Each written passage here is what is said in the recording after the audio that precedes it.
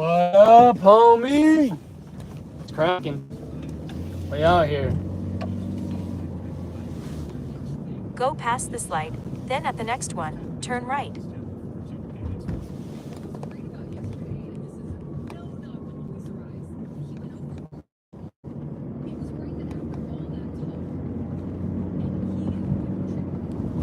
At the light, turn right onto Balboa Avenue.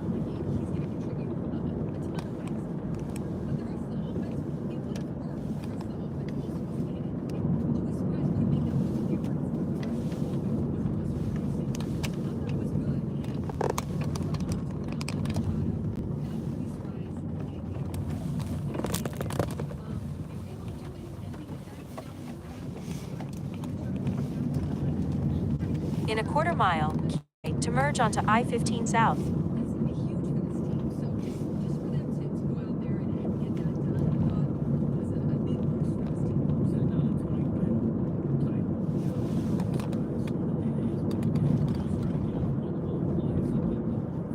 Use the right lane to keep right to merge onto I-15 South.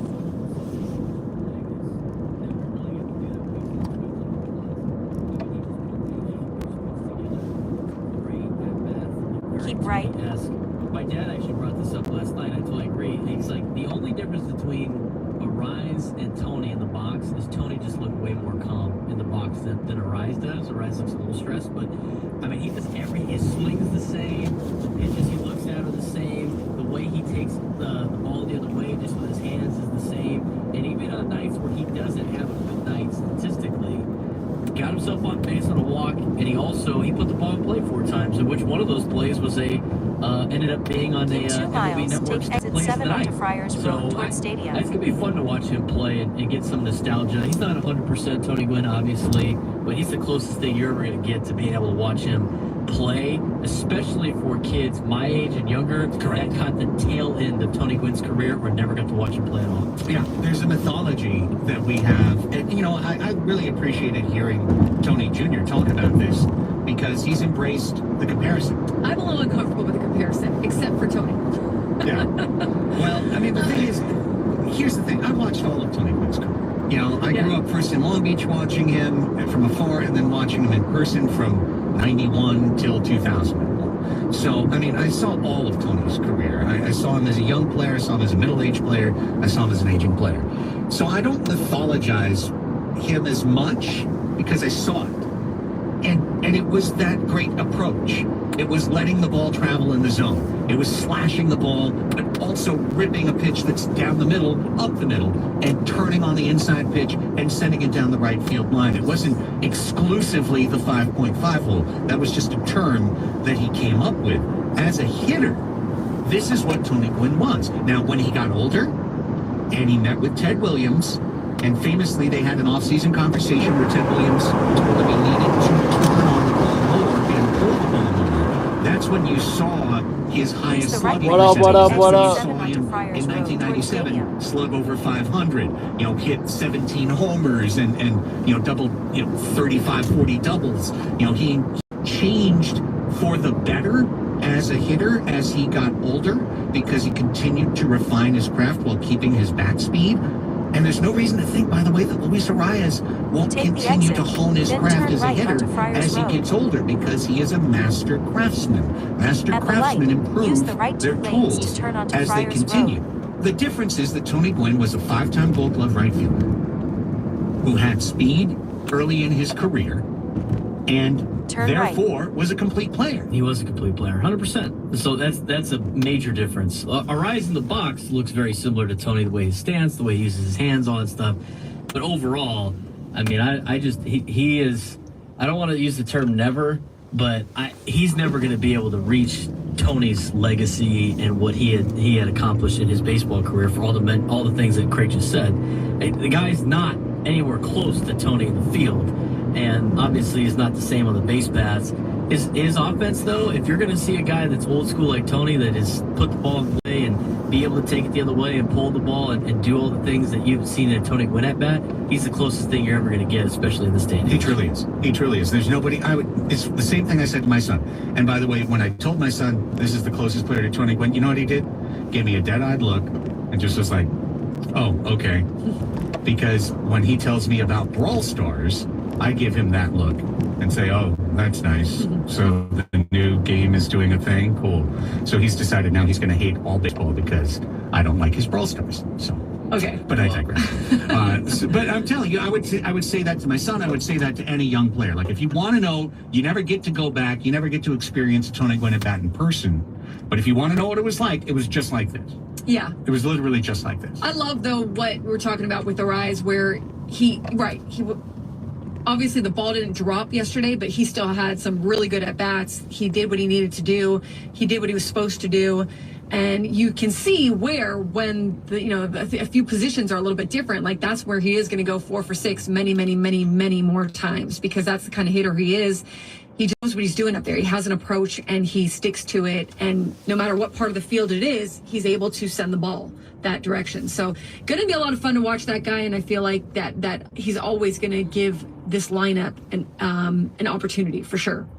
When we come back, little Padres notebook. 2 things off the fringe of yesterday's game. This bench is so much better than it used to be. This bench is completely different. Not completely, but it's importantly different from what it was on opening day in Korea. We're going to talk about the addition of Donnie Barrels to the San Diego Padres and what it's going to mean going forward. Plus, Jeremiah Estrada got screwed last night. And I want to say something in the defense of a pitcher that I think is going to be moving up in the Padres bullpen rankings. You wanted him to get high leverage. I did, and he did. And unfortunately, he got leveraged by an umpire last night in the worst possible way. Do you remember that? I don't. Well, I'll remind Are we you. blaming something on an umpire? Are we blaming... Is it as bad as 1998 in the Bronx in Game 1 of the World Series? Yeah, well... Or did he just have not his best outing? I'm going to refresh your memory when we come back, Annie. Annie and Elston on San Diego's #1 sports station, 97.3 The Fan. The biggest guests in San Diego sports talk appear on 97.3 The Fan. JT Rogan is our guest on Annie and Elston. Oh, Craig, it is so good to talk to you. Haven't talked to you all that much, but man, Beth, I'm so glad that you got your own show. You and Annie are 2 of the best, and I'm so excited for you. Thanks for having me on. I appreciate the heck out of you. Listen to Annie and Elston weekdays from 10 to 2 on San Diego's #1 sports station, 97.3 The Fan. Hey guys, it is Woodsy. This is the absolute worst time of year to be dealing with joint pain. You can't do all the outdoor stuff that you love to do, like hiking, jogging, biking, playing on the beach, playing golf, because of your achy and inflamed joints. If you're tired of all of that, call QC Kinetics before you agree to surgery or steroids and harmful medications. That's what tens of thousands of real-life patients around the country did, like Patrick. Patrick loved to golf, couldn't even walk because of his knee pain. After his QC Kinetics regenerative treatment for his knees, he's back. He's got his best handicap in 15 years. Or Abby, who was in constant back pain with nonstop rounds of painkillers, steroids, ice packs. She exhausted every means of getting relief. Then she found QC Kinetics. Now she says she feels like she's never had back pain before. So call them today. 619-614-PAIN. I'd love to be talking about your story next, where you were able to get lasting relief with no downtime. 619-614-PAIN. Call QC Kinetics today. 619-614-PAIN. Meet Cheryl. Hey, she's on vacation and lost in the moment. Unfortunately,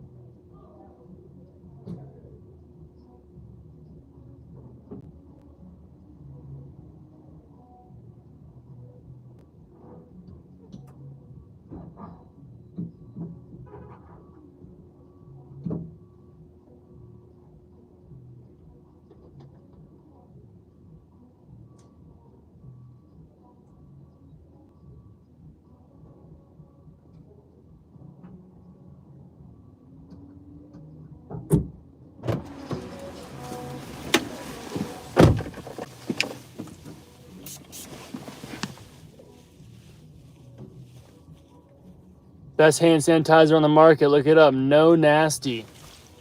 Gotta use that after the pump.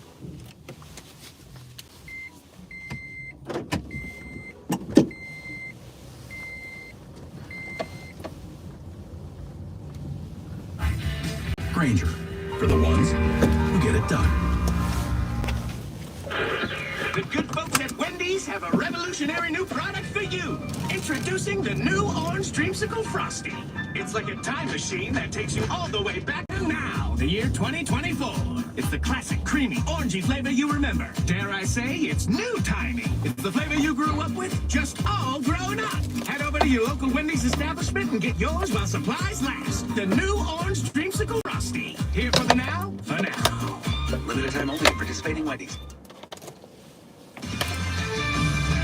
This is Andrew Perloff with an Odyssey Sports Minute. No one has repeated in the NBA since the 2018 Warriors. 5 years, 5 different champions. Now the Nuggets are down 2-0 to the T-Wolves, and the series hasn't even been close. Denver had everything in place this year. If they can't repeat, it's going to be hard for anyone to come up with a consistent championship run. I'm Andrew Perloff. Don't have time to listen to an entire fan talk show? The Odyssey app's chaptering feature allows you to skip any segment you want. They run the gamut, bro. They run the gamut. On 97.3 The Fan.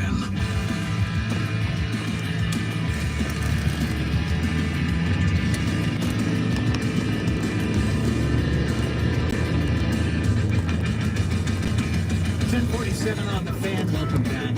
Annie and Elston here with you, rolling until 2 o'clock. Annie Halvin, Greg Elston, Braden Soprano. Appreciate you joining us here on a lovely, victorious Tuesday morning. Going to look for a third straight series coming up this afternoon. Tune in every Thursday at 10 a.m. for 97.3 The Fan's commercial-free Padres Roundtable, featuring Ben and Woods, Annie and Elston, and Quinn and Chris, presented by San Diego Roundtable Pizza. For takeout or delivery, go to roundtablepizza.com. Roundtable, the last honest pizza. Okay.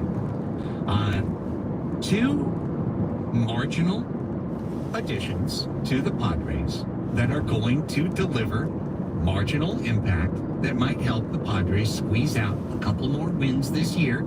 That could be what up, Adam? Between finishing out here grinding until 12, bro. And making it I was gonna go get a fresh car wash, but the thing I'm always looking for. I need to work. I need to find some leads. We're gonna go fuck around in San Diego, find some crime, find some areas I can propose some security systems to. I already have a place in mind. Let's start with yesterday and a move that we knew was coming in. Donovan Solano was signed to a minor league deal. Hope you're well, bro. Love the name. $1.5 million to Donovan Solano, more than Profar, to come up.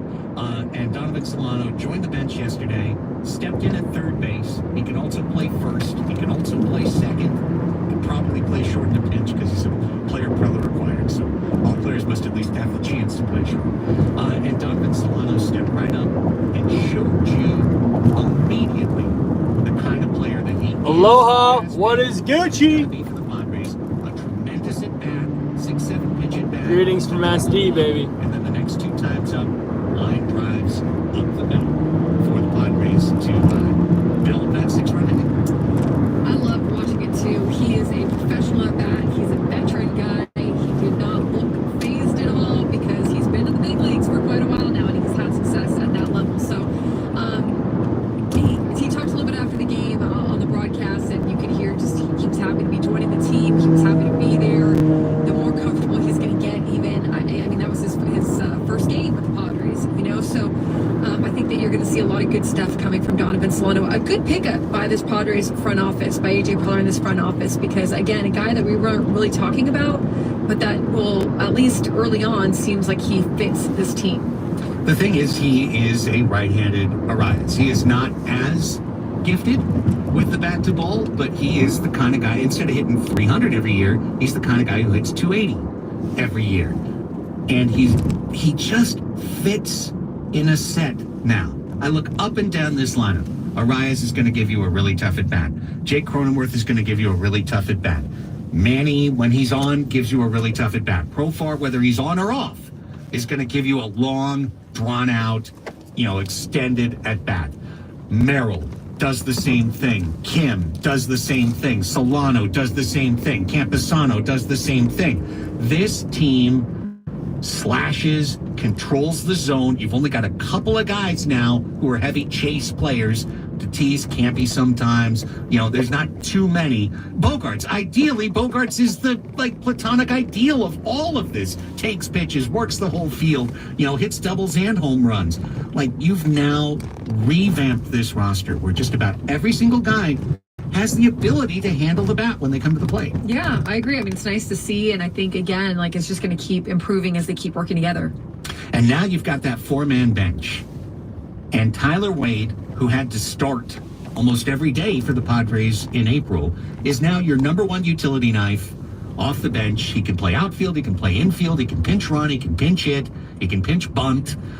Tyler Wade's got a lot of skills coming off the bench. Solano gives you all those skills from the right side of the plate. He can't play the outfield necessarily, but he could play the infield positions. He can pinch hit, he could DH, he can sub in. And then you've got the two holdovers, Higashioka, the backup catcher, and Azokar, the fourth outfielder for the team. So now I kind of really feel like, other than Higgy, you've got options down there offensively, and then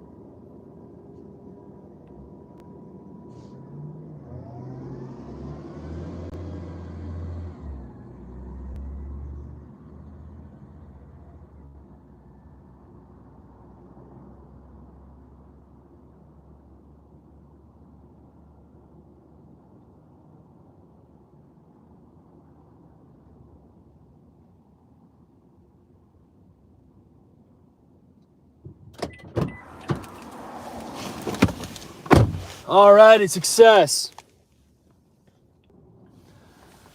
Alrighty, moving on. Sorry, I had to add that to my notes. Got a sushi place moving in. Gonna try to see if I can give him some quotes. What's up, Grandpa? Need to get a strike and to turn things around. But yeah, of course, it sucks for him in this instance for sure. Hey, I agree with your general point about it.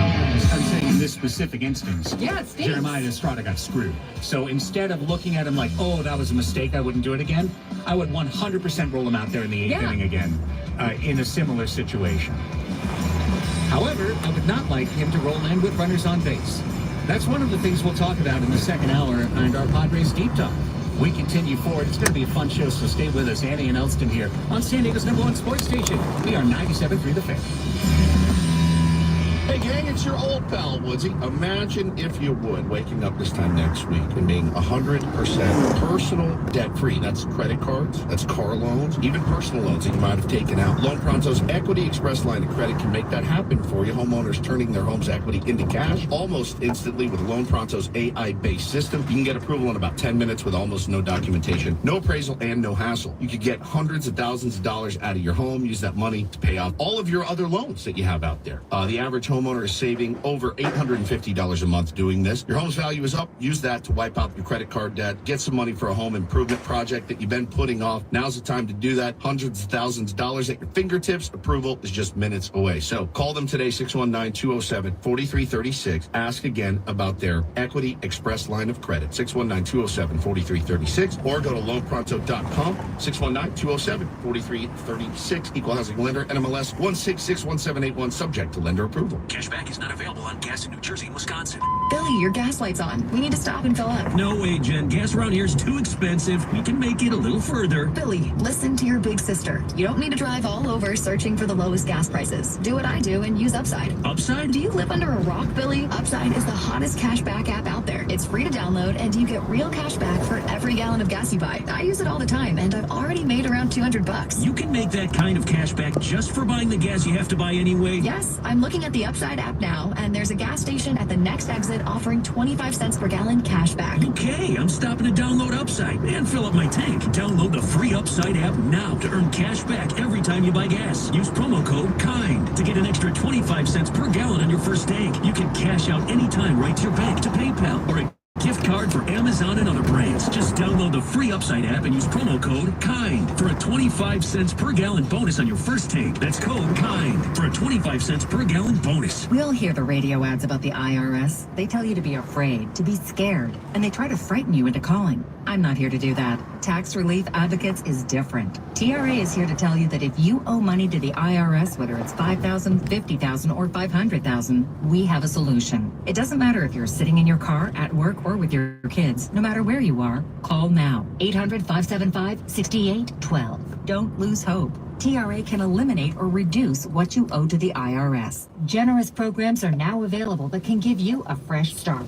Our passion is taxes and helping individuals fix their IRS problems. We have over 1,000 5-star reviews on Google and an A+ with the Better Business Bureau. You don't need to be afraid of the IRS any longer. End your tax nightmare today by visiting us online at TRA.com or call 800-575-6812. That's 800-575-6812. Tax Relief Advocates. Real solutions for real people. Want to find out what's going on? KWFN HD1 San Diego. Padres play here, and we're your year-round spot for Padres talk in San Diego. Join our Tier 1 listeners. Catch Ben and Woods weekdays from 6 to 10 a.m. on San Diego's #1 sports station, 97.3 The Fan. And Odyssey Sports Station. San Diego, hitting the airwaves, live in America's finest city. It's Annie and Elston. Oh, what time is it?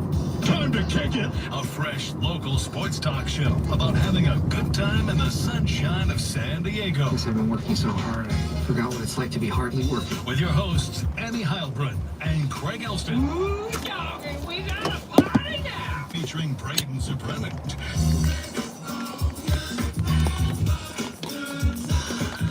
The good times start now. Here are your hosts, Annie and Elston, on San Diego's #1 sports station, 97.3 The Fan.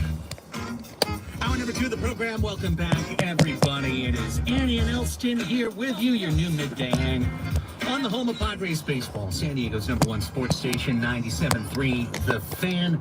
With Annie Heilbrunn and Braden Suprenant, I'm Craig Elston, part of this multimedia operation to benefit the Odyssey Corporation. We are live on 97.3 FM radio. Hello to everyone in your cars. Hello to everyone listening to FM radio and somehow not in your car. We appreciate you for your versatility.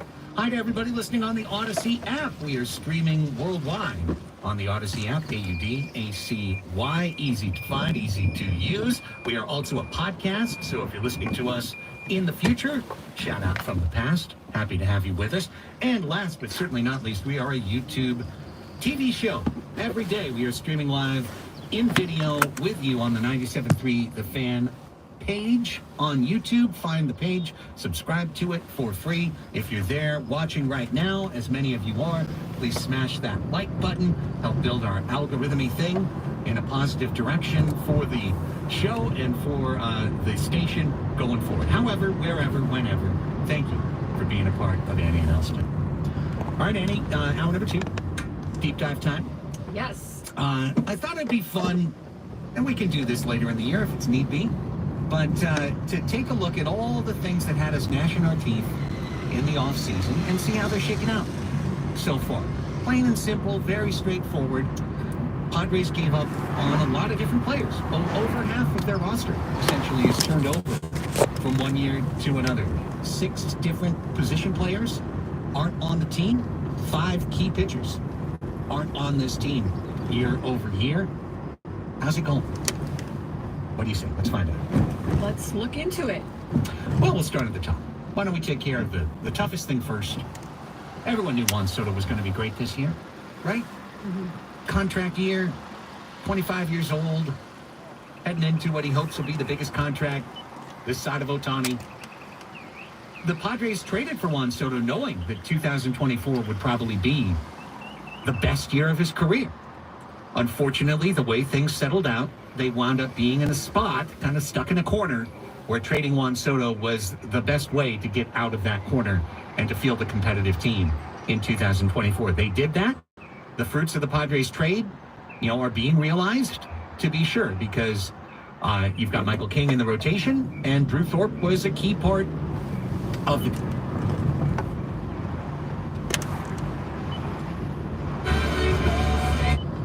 It's good.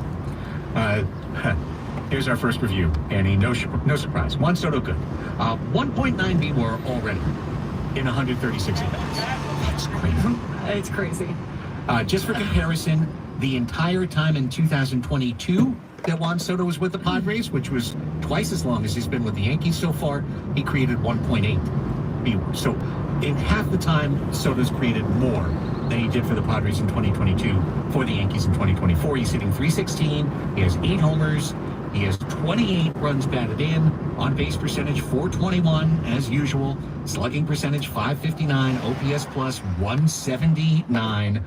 He is leading Major League Baseball with 26 walks. No surprise. Looking to lead the league in walks for the 4th time in his career. Juan Soto good. It's funny, there was an article this morning in The Athletic that I was just kind of perusing. It's one of those power rankings articles, and I don't really give these a whole lot of thought because they're just subjective. But they were doing a wish you were here. Like, what is the one the player that got away?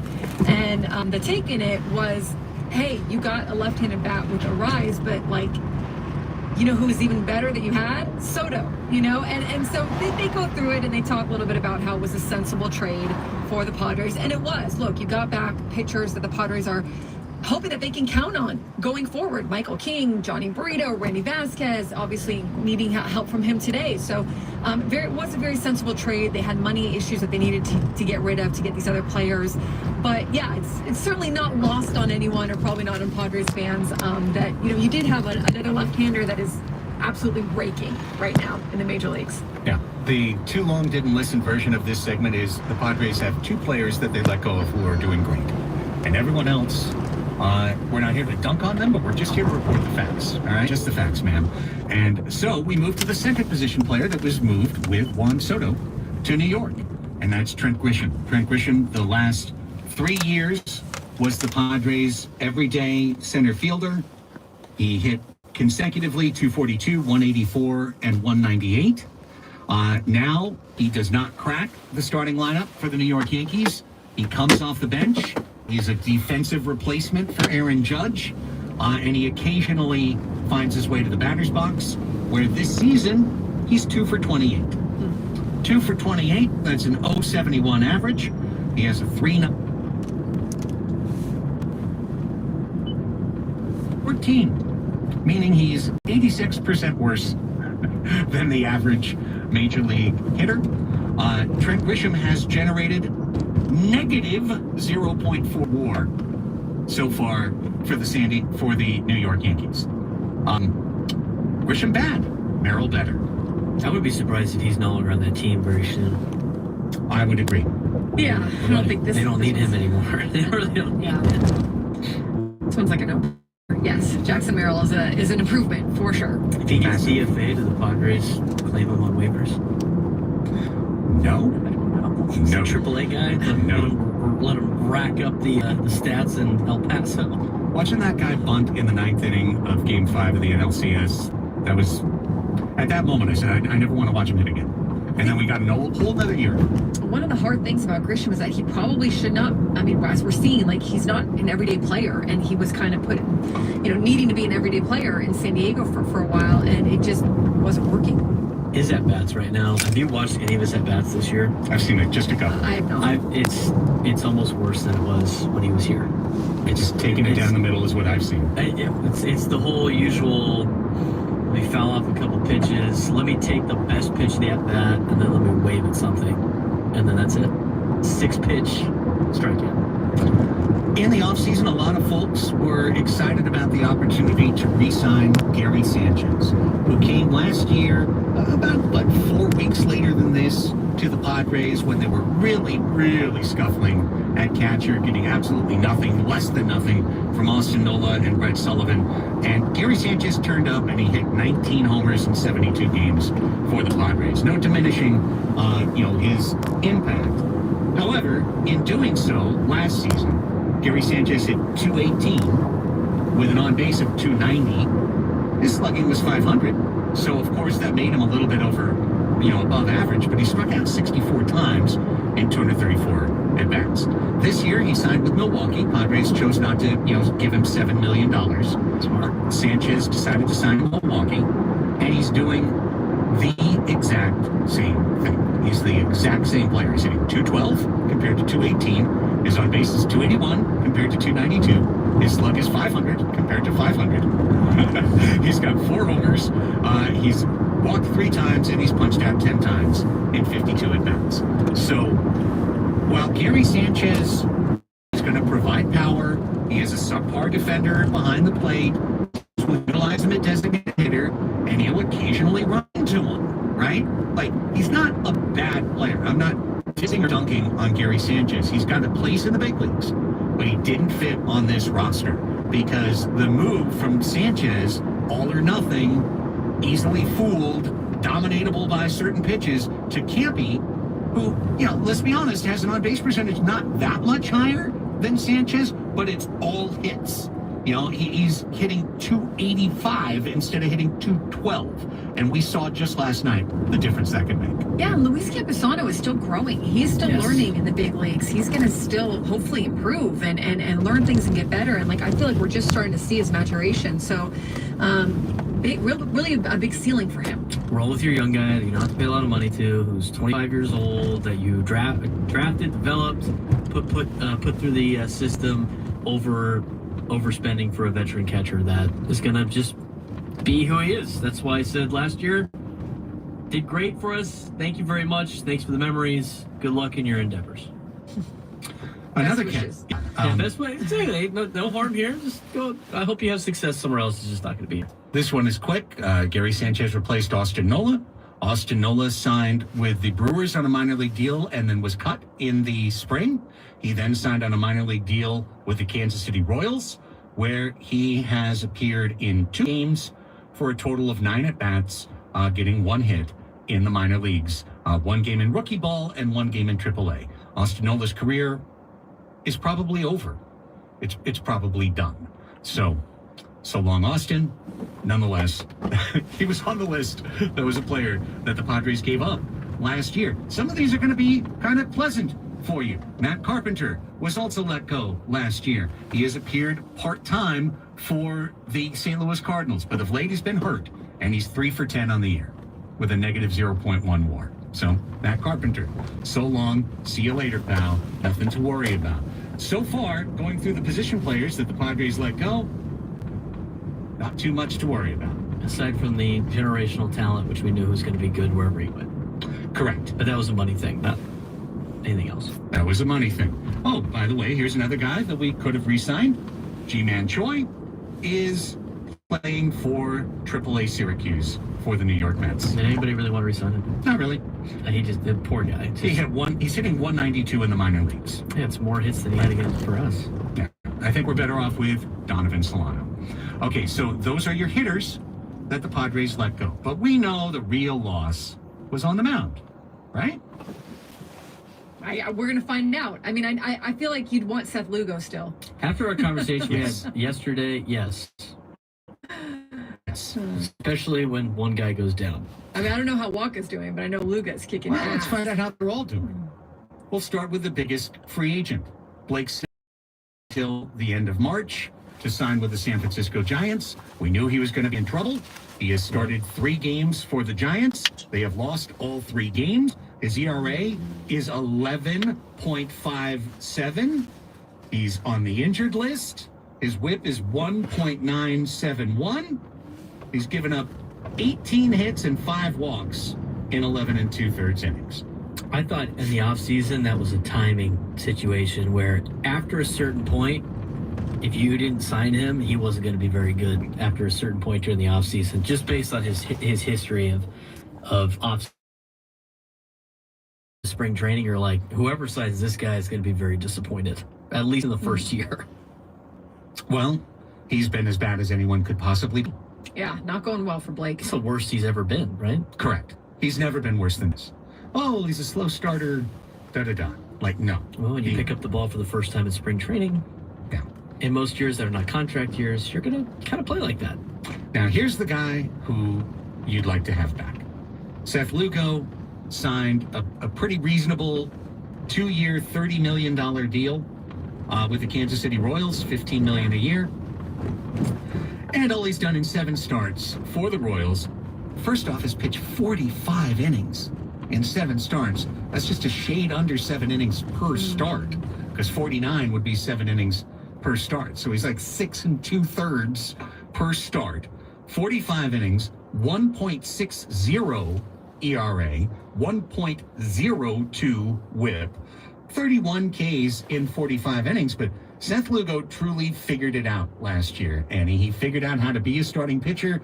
We saw in the second half of the year he was one of the best starters in the National League, and now he's one of the best starters in the American League. Yeah, he's been a beast, and that is one that I think that everyone would benefit from if he was with the Padres. No one would turn that one away. Yeah. $15 million, though.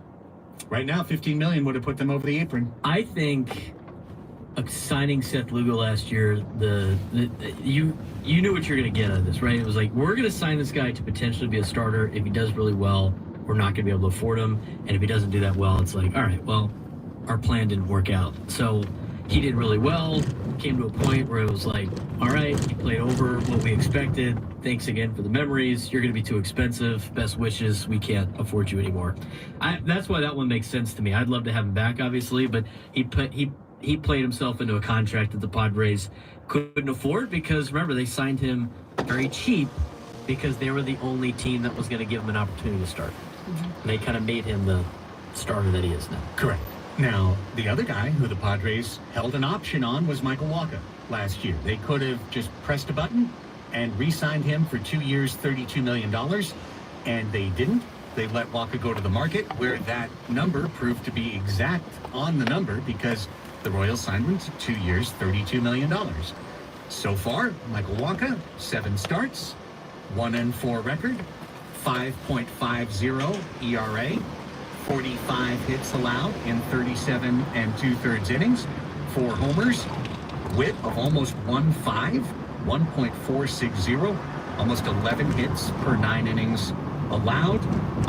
His fielding independent pitching is almost exactly on the number to last year. Last year it was 3.89. This year it's 3.83. So he's pitched to some unluck. He's pitched to some bad defense along the way. But Michael Wacha's numbers, I had to use this in the Waldron discussion yesterday. Annie, they're almost equivalent to what Matt Waldron's done this year. Yeah, and I mean, not with the price tag. You know, the Padres avoided that price tag. I think the way he's pitching this year is what Padres fans were afraid of signing him last year. He was always going to have those arm issues. That's the thing. He's hurt all the time, and right? he always has to have like a break in his season. He had the shoulder last year. I mean, that wasn't going to go away. He's 32 years old. And for how much is he getting right now? 16? Yep. For $16 million, I mean, I could spend that money elsewhere, right? I could try to find. I'd rather find other spots where I could spend on my roster, especially if I'm trying to stay underneath the luxury tax threshold. I mean, right now, if that signing was keeping you from making a deadline to make your team better, you'd be right now. So I thought out of all the pitchers that you decided to let go, I thought this one made the most sense just because of his age and his injury history and how much he was going to cost. It was another one of those. Thanks for the memories. Best of luck. Yeah. He was one of those arm management guys, and so especially if Darvish and Joe, and we don't know this, but say that they do need certain breaks throughout the season or whatnot. Now you have another one with Michael Wacha, who is going to have a period of time that he's not going to be able to pitch, especially if you're trying to use him in the postseason. This is why it's very important to not just go out and give guys contract extensions just because they happen to have good years for you, because sometimes it's not sustainable, right? And just because the guy had a great year in a Padres uniform, and it goes to saying you can't fall in love with ball players. Sometimes you got to let some of those players go and be like, you know what? I don't think it's going to happen again. I don't think he's going to be able to replicate this. Best of luck. Thank you very much for the memories, and we're moving on to something else because we can't afford to pay you for what you did. We have to be able to pay you for what you're going to do, which is not anywhere close to what you have done. And it's also, this is happening because the budget is less. Had they had the amount of money that they normally work with, or that kind of like the open checkbook thing, they might have signed all these guys.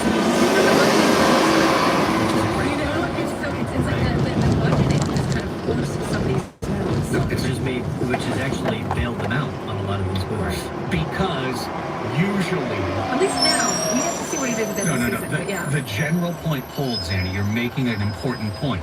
Usually, the right decision in hindsight is to let the player go. Almost every time. Not every time. Not every time. Look at the Braves. Almost every time. Look at the Braves. It's the right choice. Which brings me to Josh Hader. If the team had had the type of resources that they did in the past, they might have put 5 years and $95 million in front of Josh Hader to keep him. And yeah, Josh Hader did throw a 2-inning outing once this year for the Astros. And just like was a note in AC's newsletter, he then demanded and received 3 consecutive days off after he pitched 2 innings. Josh Hader has appeared in 15 games for the Astros so far. He's already gotten 3 losses to go against 3 saves, 14 2/3 innings, 14 hits, 11 runs, 10 earned, walked 7. Sure, he stuck out 24. He's still Josh Hader, still going to strike out dudes, but 6.14 ERA, 3 losses, only 3 saves for Josh Hader so far. Robert Suarez is 11 for 11 and has pitched, about 3 more innings than Josh Hader. Yeah. Pretty damn impressive. Yeah, absolutely. I mean, you will take Robert Suarez any day of the week. Hader is going through it right now. It has not been pretty for Josh Hader, and that's Houston's problem. That's luckily not San Diego's problem.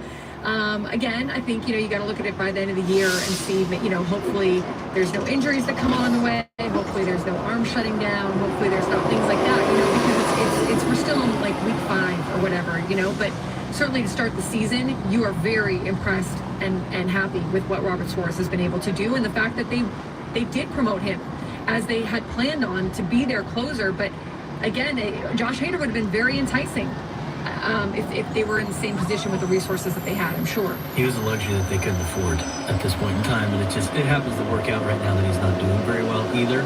But at the same time, Josh Hader's the least of the Astros problems right now. They have a lot of issues with their pitching staff. I mean, I don't even think they have any starters going right now that was expected to start the season. A lot of them might be out for the year.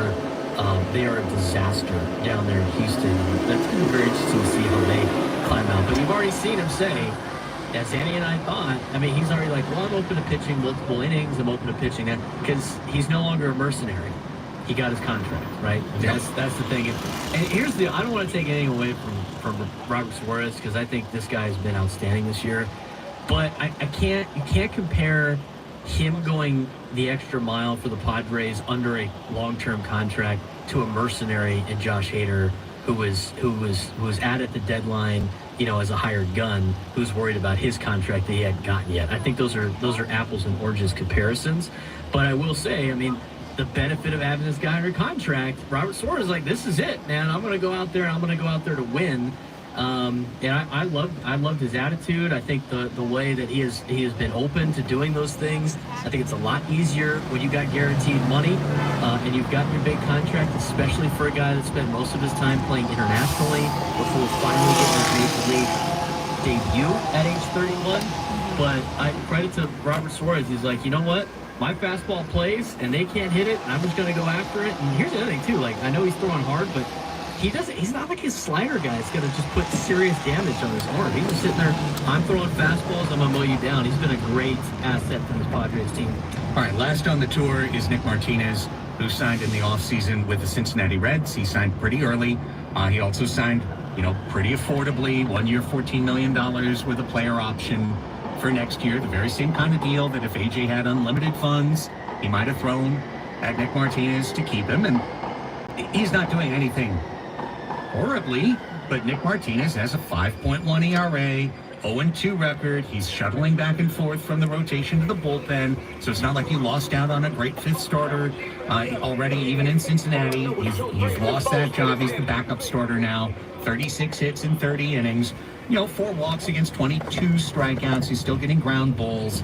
But Nick Martinez is just doing all right. And nothing special. He's just doing all right. And he talked about when he came last week that they were in conversations, obviously, with the Padres first, he and his agent, a mutual understanding that they both would like to make it work if possible. And Nick was like, early on, we knew about the financial, the financial difference that this year would be compared to last year's, and we couldn't wait around for that to unfold. So we went to where we knew that there was interest in me, and there was going to be the ability to sign a contract that a few years, whatnot. So again, that kind of points back to that financial stability or security that maybe was there in years past in terms of making some of these contracts was